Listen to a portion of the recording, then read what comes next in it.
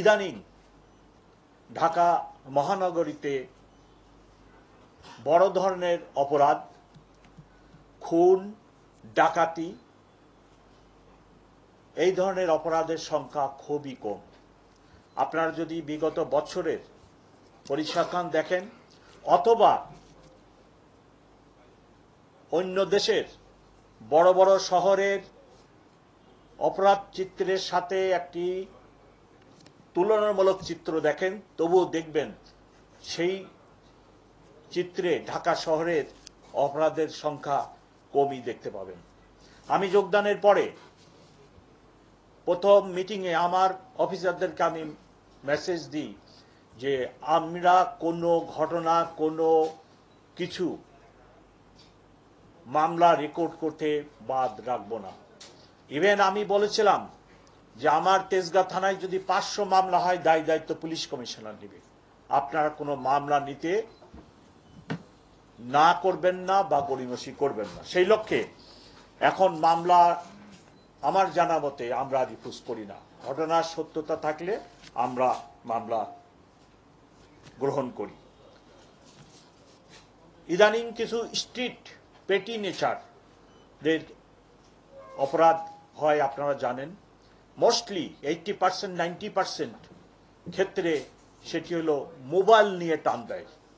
উঠতি বয়সের ছেলেরা, আমরা যাদেরকে কিশোর গ্যাং বলি, তারা বাসের যাত্রী, প্রাইভেট কারের যাত্রী, মোটর বাইক যেনারা চালান তাদের ওনারা হয়তো মনোনিবেশ করেন কথার সাথে, তখন ফট করে পিছনে বা সামনে থেকে আসে মোবাইলটা নিয়ে টান দিয়ে দৌড় মারে। এরূপ কিছু স্ট্রিট, আমরা বলি স্ট্রিট ক্রাইম কিছু হয়। সবচেয়ে যে বিষয়টির জন্য আজকে আপনাদের সামনে এবং ঢাকাবাসীর সামনে আমি উপস্থিত, সেটা হলো গত মাসের 23 তারিখে রাত্র 11:15টার দিকে বনশ্রীতে একজন স্বর্ণ ব্যবসায়ী, উনার নাম আনোয়ার হোসেন, উনার বাড়ির সামনে একটি সশস্ত্র ডাকাতি হয় এবং ওনার দাবি মতে 200 ভরি সোনা নিয়ে চলে যায়।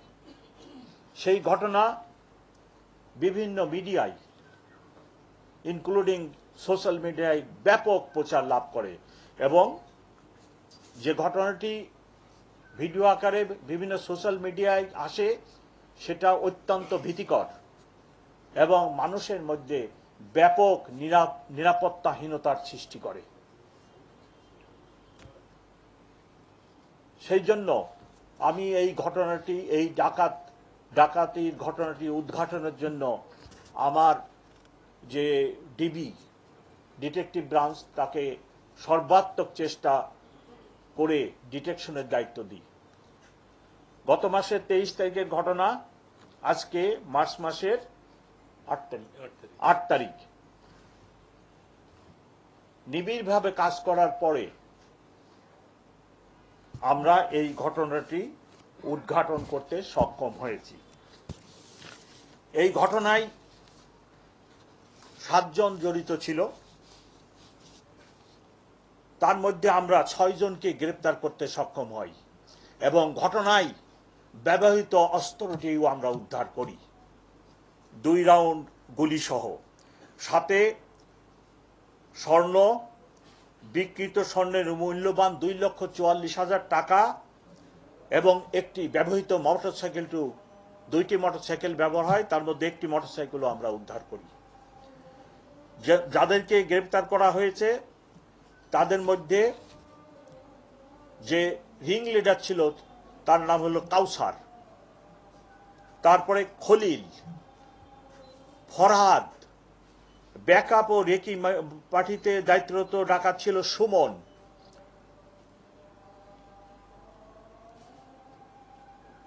দুলাল চৌধুরী। 6 জনকে আমরা গ্রেপ্তার করি। গ্রেপ্তার করে অস্ত্রটি হচ্ছে 7.62 mm রিভলভার এবং গুলি, মোটরসাইকেল, এই সকল উদ্ধার করি। এই ডাকাতি মামলা উদ্ধার করতে যে ব্যাপক কাজ করার ফলে আমরা আরো অন্যান্য ডাকাত, তার মধ্যে অন্যতম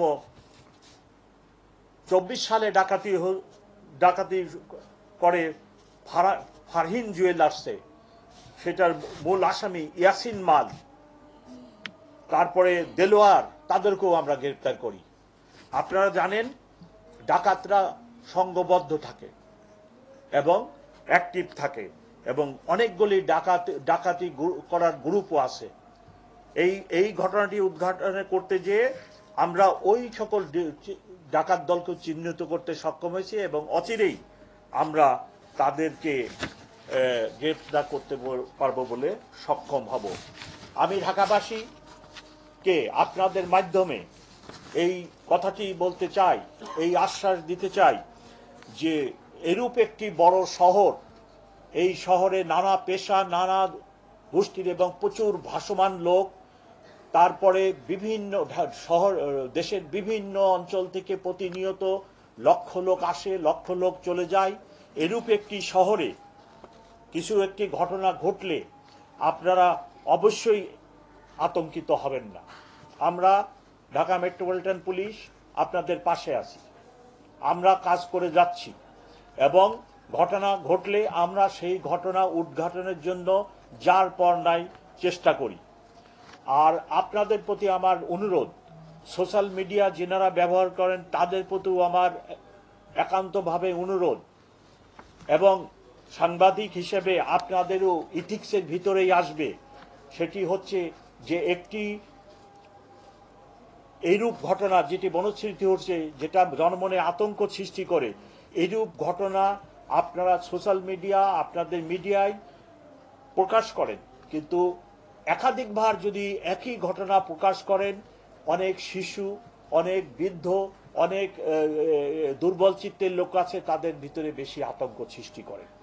যার ফলে আপনাদের কাছে আমার অনুরোধ, একটি চ্যানেল আমার একটি গোয়েন্দা বাহিনী আমাকে জানাইছে, একটি চ্যানেল থেকে এই ঘটনাটিকে 2 ঘন্টায় কতবার প্রকাশ, আমার মনে নেই সংখ্যাটা, প্রকাশ করা হয়েছে।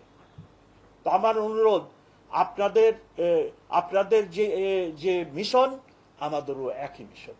আমরাও মানুষকে সেবা দিতে চাই, আপনারাও মানুষকেই সেবা দিতে চান।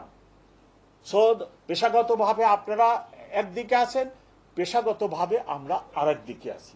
সো আপনাদের প্রতি আমার অনুরোধ, আপনারা প্লিজ এমন কোনো ঘটনা, এমন কোনো দৃশ্য আপনারা দেখাবেন না যেটা জন আতঙ্কের সৃষ্টি করে। একটি দুটি ঘটনা ঘটতে পারে, আমরা দায়িত্বপ্রাপ্ত লোক, আমরা অবশ্যই চেষ্টা করি সেই ঘটনাটি উদ্ঘাটনের জন্য। তার একটি প্রকৃষ্ট উদাহরণ বনশ্রীর এই ঘটনাটি যে পরিমাণ ভাইরাল হয়, তাতে জনমনে ব্যাপক আতঙ্কের সৃষ্টি হয়। কিন্তু 23 তারিখে ঘটনা হওয়ার পরে আজকে 8 তারিখ, ইনশাল্লাহ আমরা এই ঘটনা উদ্ঘাটন করতে সক্ষম হয়েছি। এবার আমি একটু অন্য প্রসঙ্গ, আজকে রমজানের 7 তারাবি 7টি হয়ে গেছে। তারাবির সময় মুসল্লিরা, ঢাকাবাসী তারাবিতে যান, আপনারাও যান, 1.5-2 ঘন্টা তারাবি লাগে। সেই সময়টাতে একটু জনশূন্যতা, বিভিন্ন রাস্তাঘাট এখানে সেখানে দেখা দেয়। সেই সময়টাতে আপনারা পুরুষ মানুষ অধিকাংশই তারাবিতে আসেন, আপনাদের বাড়ি, ফ্ল্যাট, দোকান আপনারা একটু সযত্নে রেখে আসবেন, নিরাপত্তাটা